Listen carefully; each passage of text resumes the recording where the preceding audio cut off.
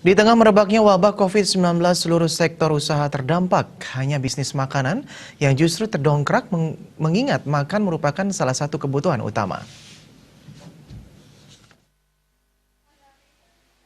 Pandemi COVID-19 menghantam keras sektor usaha. Bahkan untuk meredam dampak perekonomian akibat pandemi ini, berbagai stimulus kebijakan dunia usaha telah diberikan.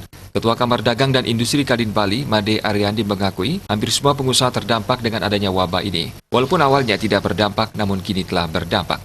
Bisnis ekspor juga terdampak akibat kondisi negara tujuan ekspor yang dihantam COVID-19.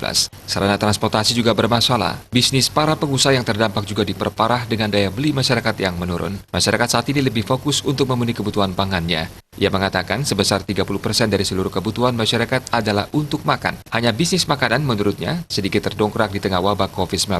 Jika parameternya berdasarkan industri, daya beli masyarakat sudah tidak berdaya. Namun daya beli untuk makan tetap ada, mengingat 30% kebutuhan masyarakat untuk makan, sehingga usaha yang dijalankan oleh pasar tradisional dan supermarket tetap bergerak. Stimulus akan disiapkan bagi kalangan pengusaha. Hanya saja dalam memberikan stimulus tersebut dibedakan pengusaha yang usahanya bermasalah setelah wabah COVID-19 dengan pengusaha yang usahanya sudah bermasalah sebelum adanya wabah.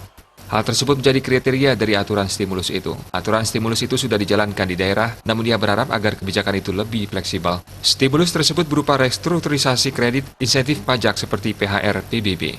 Pemulihan usaha dan ekonomi menurutnya baru bisa terjadi jika masalah virus teratasi. Masyarakat diharapkan disiplin dalam menjaga dirinya agar tidak terinfeksi dengan cara diam di rumah, menggunakan masker dan mencuci tangan secara berkala. Cita Maya Bali Pos melaporkan.